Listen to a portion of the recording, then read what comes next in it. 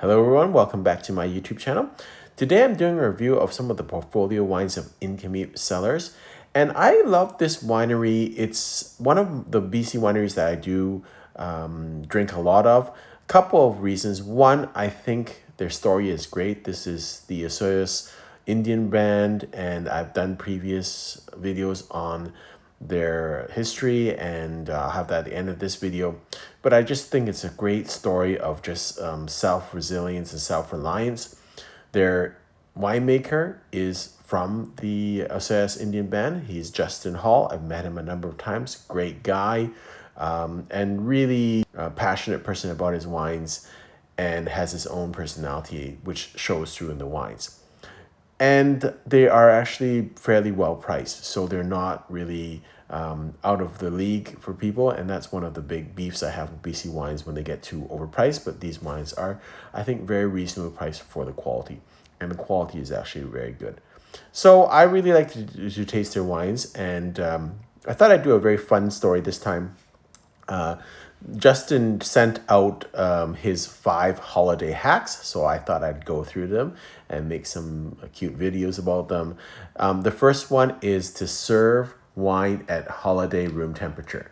And what he says is that if your house is too warm, which most people have houses kind of a little bit hot, and that kind of can make the wine flabby, you just chill them. And you just put it in the fridge for 10 minutes before serving, and it makes the wine a little bit more vibrant and fresh. Justin's expert advice: people get caught up in the perfect serving temperatures. Just aim for what tastes good in the moment, which is true. And that's really his personality. He's a guy that just does things, and it takes a very practical approach to things, not pretentious at all. But I've done that many times where I've thought a wine was a little bit flabby, and I just chill it in the fridge or in the freezer for about 10 minutes, and it gets it a little bit colder, because lots of times when you have guests, the room does heat up. His second hack: no decanter, no problem. You don't need a crystal decanter to enjoy red wine. You can just put it into a clean pitcher, or even 2 glasses back and forth, and let it breathe instantly without a fuss. And you can see in this video, I've just been in my office, don't have anything, so I think I used a flower vase. It's the same thing, and it just does the job. And you can still enjoy your red wine very nicely. Third hack: use fresh or dried sage to season roast meats, vegetables, or even butter for bread. Herb is sacred in indigenous traditions, and sage adds warmth and depth to dishes and pairs beautifully with Nk'Mip's white wine selections, including their Chardonnay, which I'm drinking here, or their Riesling ice wine, which I will review later on in this video. Next, fourth hack is going to be that you can turn leftover turkey into sliders topped with cranberry sauce, and it pairs very well with their Chardonnay. And you can see me enjoying this great sandwich. And actually, it went very well with their Chardonnay. So it was a really nice pairing.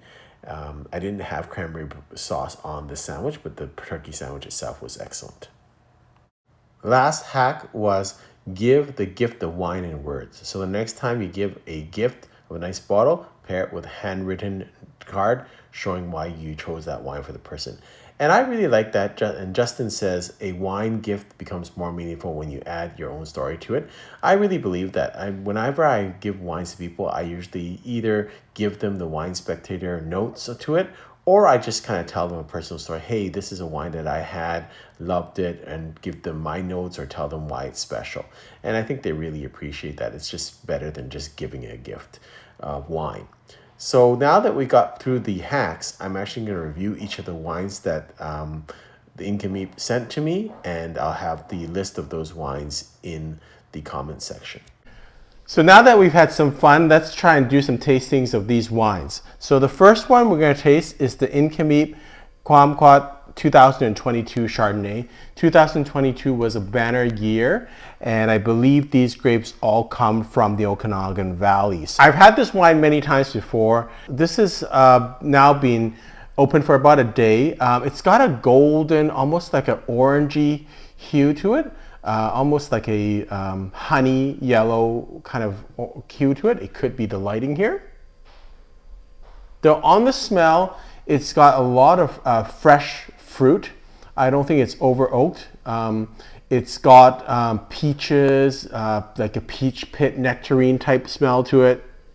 A little bit of waxiness, paraffin, wax, that type of smell to it. And citrusy elements and white flowers. On the taste, very similar, peach, nectarines, a little bit of vanilla. And I like actually the weight of this wine. It's quite, it's probably medium body to medium plus, but it doesn't have that oakiness. So it is I would say a heavier type Chardonnay, but much more fruit forward and not as oaky. At the end, you do feel a little bit more of that vanilla and oak influence in there at the aftertaste. I like the wine. My rating is going to be 88 points. So the next wine we're going to drink is the Talon 2022. So this is a blend. And again, 2022 is a great year for the Okanagan. And so you can tell by the color of this wine is really dark red. It is a blend of mostly Syrah and Cabernet Sauvignon with a little bit of Cabernet Franc and I think another grape varietal. So this was the fullest wine of the wines that we tasted. So on the smell, you get a lot of oak, you get a lot of dark berries, plums, and so it's a very, quite a nice aroma. You can tell the alcohol content on this is fairly high, so I'm going to take a look at this.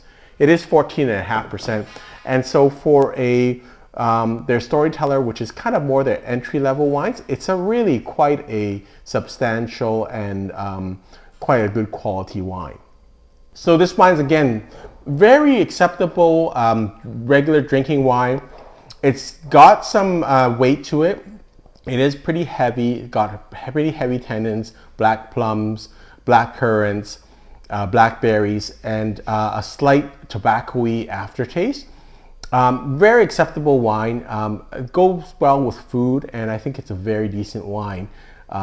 It's not going to need a lot of aging, but my rating is 88 points. Next wine we're tasting is the Qwam 2021 Merlot. So 2021 was a much more difficult vintage for the Okanagan.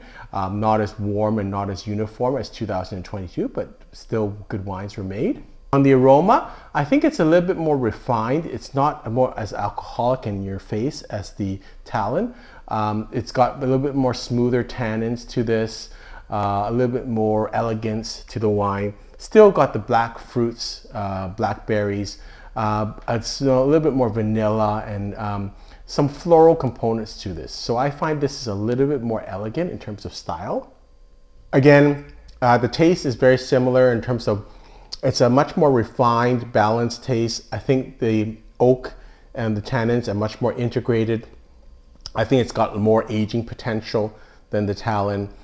So I think, to me, I like it a little bit better. It really does taste like a Merlot. It's got a little bit of, it's got good tannin structure, and that probably tells me it needs another couple, like 5 years to age, but it's got some minerally, gravelly, earthy elements at the end of it. So I like it a little bit better than Talon. My rating is going to be 89 points. The last wine we're going to taste is the Nk'Mip Cellars 2022 Riesling Ice Wine.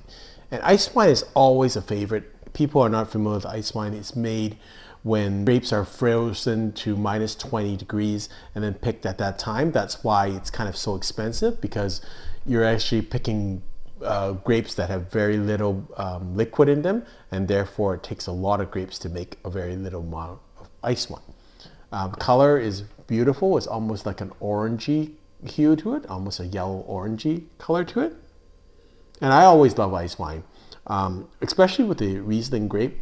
Some in the past were made with Vidal grape, and I thought it didn't have as much brightness of acidity, and it was much more sweeter. These ones are much more tangier. So on the smell of this, I get like a tanginess, like an apricot, peach, honey, of course.